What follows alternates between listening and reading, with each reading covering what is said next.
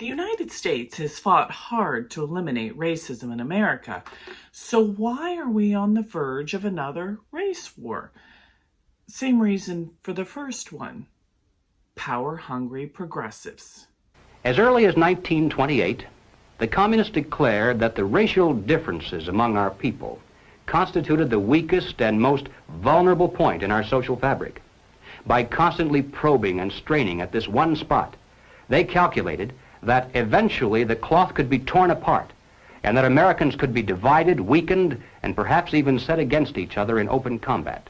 We mustn't kid ourselves into thinking that the communists have placed their agitators only into the black communities. They're working both sides of the street. They want hatred, violence, and bloodshed between the races, and they don't care how they get it or whom they use, even children if necessary. Any all-out minority revolution must create a state of crisis wherein almost all of the male population would be forced to remain in their homes to protect their property and families. A few years of violent, sporadic, and highly destructive uprisings will set the stage for the grand finale. After the stage is properly set through protracted struggle, America could be brought to her knees in 90 days of highly organized, fierce fighting, sabotage, and massive firestorms. The violent revolution becomes of primary value to the communists to the extent to which it can be used to condition the masses psychologically to accept the non-violent revolution, which is offered supposedly as the only alternative. Hoping to avoid further violence and bloodshed, the public is to be pressured into accepting measures that will move the country gradually and legally toward communism, but without calling it that. The strategy of the proletarian revolution calls for the quiet conversion of our government into a communist regime, but under the banner of socialism. What has all this to do with the communist revolution in America? Well, ladies and gentlemen, it has everything to do with it because the building of socialism is the communist revolution in America. It represents the process whereby our country can be moved gradually toward communism without the people even being aware of it. No matter what grievance we may have, real or imagined, no matter what national problems we may face, the communists seize upon these as excuses to build socialism. They have one and only one solution for all problems: more government, and then more and more until it's total government.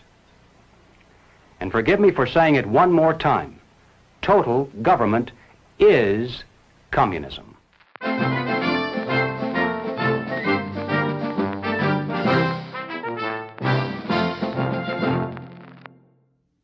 Rosie the Riveter here, dropping more truth bombs to blow your mind. Now, there is no doubt that America has dealt with racism since its start. Then again, so has Canada, Central America, South America, Africa, Asia, Europe, and every other area on the face of the world since the fall of man. Progressives want you to believe that America has been the only racist country in the world. Only whites can be racist. Only blacks have been enslaved, therefore unable to be racist. And America has never, ever evolved from the time of the slave trade. This is the foundation of the 1619 Project in critical race theory, and it's all a bold-faced lie. Using the Bible purely as a historical document, just for the moment, there's story after story after the tribes of Abraham, Isaac, and Jacob fighting each other, which can be confirmed by other historical sources. You have the Israelites against the Ishmaelites and then Muslims, as well as the Edomites, Ammonites, and Moabites, and even Judea against Israel. These are all descendants of Abraham and basically the same ethnicity. Likewise, in the Muslim community, the Shiites and the Sunnis hate each other.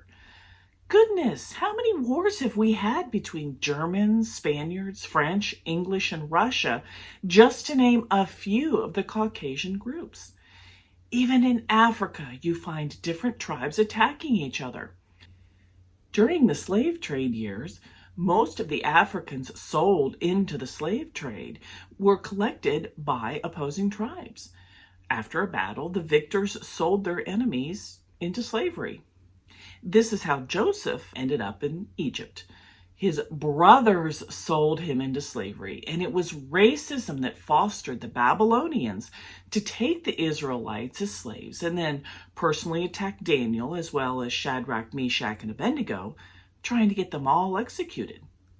So the world is no stranger to slavery and racism of all people and all races. But let's look at the American history, at least its recent history. I've written multiple more detailed letters about early American history, slavery, and racism, which you can find on thefactspaper.com, as well as addressed in the topics and videos, which I will link below.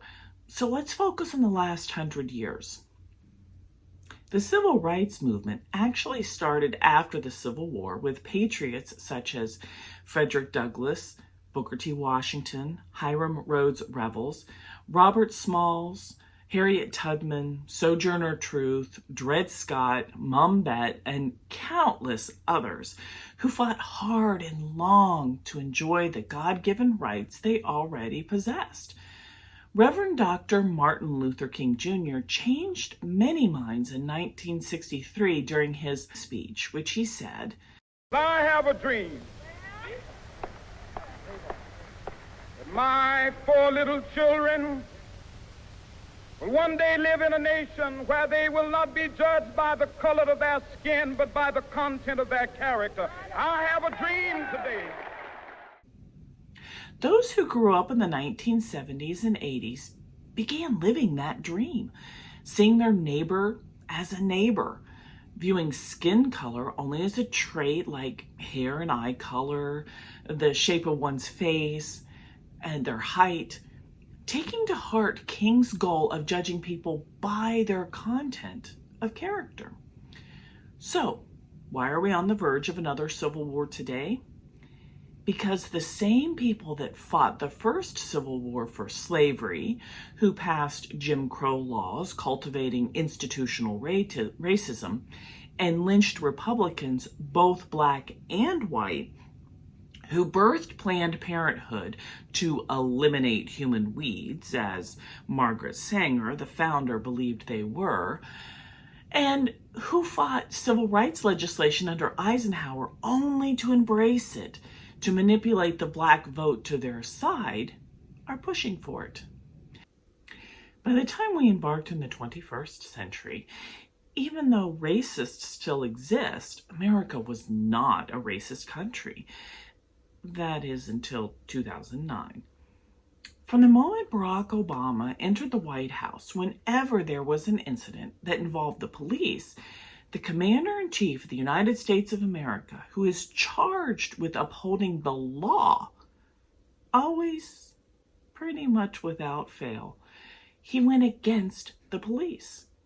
Even when law enforcement wasn't involved, he tended to side with the one breaking the law. 6 months after Obama took his oath of office, there was an incident at Harvard University. A neighbor spotted 2 men who happened to be black forcing their way into the home of a professor, Henry Louis Gates, and called the police. When the police showed up to investigate, they asked for the men's ID, of whom one was Gates. Instead of just politely cooperating with the police and acting like the Harvard professor he was, which would have ended the event and the police would have left, Gates had a tantrum, becoming belligerent towards the police. That's what ended him in handcuffs, though the charges were later dropped. On cue, the press immediately prompted Obama to talk about race relations, in which he happily obliged. Well, I should say at the outset that Skip Gates is a friend, so I may be a little biased here. I don't know all the facts. I don't know, not having been there and not seeing all the facts, what role race played in that. But I think it's fair to say, number one, any of us would be pretty angry. Number two, that the Cambridge police acted stupidly. Unfortunately, the only ones who acted stupidly were Gates for acting like a spoiled brat and Obama for making comments on something he obviously brought his own bias and agenda to. People elected him thinking he would put racism to bed. Instead, from that moment on, tensions between the police and the black community began heating up, and Obama was always there to fan the flames. As Obama's chief of staff, Rahm Emanuel stated, "You never want a serious crisis to go to waste. And what I mean by that, it's an opportunity to do things that you think you could not do before." "It's even better when you bring about the crisis, isn't it, Rahm?" Over the next 3.5 years, Obama stirred the pot until February of 2012. That's when 17-year-old Trayvon Martin was killed by George Zimmerman. Media immediately put their spin machine in motion, using pictures of when he was a young and innocent-looking boy instead of the current photos he had on Facebook. They edited Zimmerman's 911 call to make him look racist, and for the first time that I can remember, they labeled a Hispanic as a white man. What they didn't tell you is the reason why Zimmerman shot Trayvon. This innocent young man was sitting on Zimmerman, beating him up and pounding his head into the pavement. Obama's response: "If I had a son, he'd look like Trayvon." 2 years later, Michael Brown was shot by police in Ferguson, Missouri. Media reported he was unarmed, but they repeatedly refused to report that he attacked the officer in the officer's patrol car and tried to get his gun. Also, he was shot by running towards the officer in a tackling stance. Michael's friend originally claimed that Michael had his hands up and said, "Hands up, don't shoot," and was shot in the back. Later, he confessed it wasn't true, which was proven by 3 autopsies, but some, even in the media, still use it not knowing that it was totally made up. Actually, many don't care. It's too good of a narrative. Regardless, the new Black Panthers and Antifa were bussed in, Black Lives Matter went mainstream, and they all systematically burned the city for days, only to return to do it again months later when the officer was acquitted of all charges. The damage was done. The agitators went back to their cozy, comfy homes, leaving Ferguson residents to rebuild their businesses, their city, and their lives. The city was destroyed, and the people's lives were turned upside down for an agenda. They say Black Lives Matter, except for those who lost everything in the riots. And oh yeah, did I forget to mention, right before Michael attacked the cop, he had attacked a store owner and robbed him? Obama hosted BLM leaders in the White House and refused to even acknowledge those in the Tea Party. But why would he do that when he had Lois Lerner systematically destroying their movement by weaponizing the IRS? Even CNN drew the conclusion in 2016, before Donald Trump even darkened the door of the White House, that Obama had destroyed race relations. America didn't elect Trump because they believed Obama's talk of a racist America. They elected Trump because they were tired of that rhetoric. They knew it wasn't true. And as a result of Obama's propaganda, innocent officers lost their lives. Black people took to the streets after Trayvon's death, attacking whites in the name of Trayvon. Hours before, 5 police officers were murdered in Dallas, Texas, protecting a BLM march, Obama was spouting false claims about racism by the police.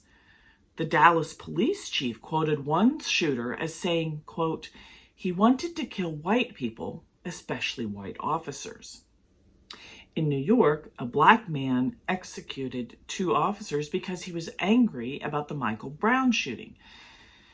It was Obama who helped bring to life the notion of white privilege, which was taught through critical race theory. Once Trump entered office, progressives doubled down on their accusations, flooding media, politics, and Hollywood, charging Trump and now his supporters as racist and white supremacists. If you repeat something long enough, people will believe it.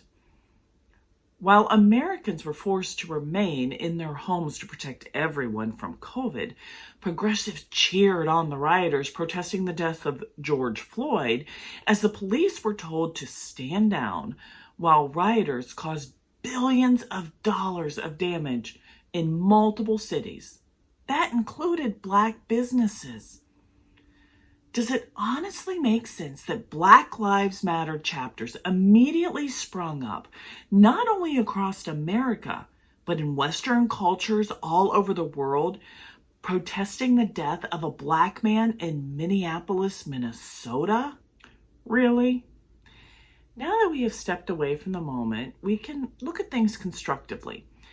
And we ask, how does it work that the world riots because of the death of an unknown man who served 8 jail terms, including aggravated robbery with a deadly weapon for holding a gun to a woman's belly, while others robbed her? While millions mourned the deaths of their loved ones and were told they were not allowed to hold proper ceremonies, thousands crowded in facilities for 4 different funerals for George Floyd. So, America, I ask you, are we a racist country, or is racism being used to manipulate the people? I think you know my 2 cents on it, but what do you think? Leave your comments down below. Don't forget to like and subscribe and hit the notification bell so you can see new videos when they are uploaded. You can find all my videos and liberating letters, along with links to hundreds of articles fighting fake news and propaganda, including the ones I referenced in this video on thefaxpaper.com. Don't lose heart. We are winning. We will be great again. We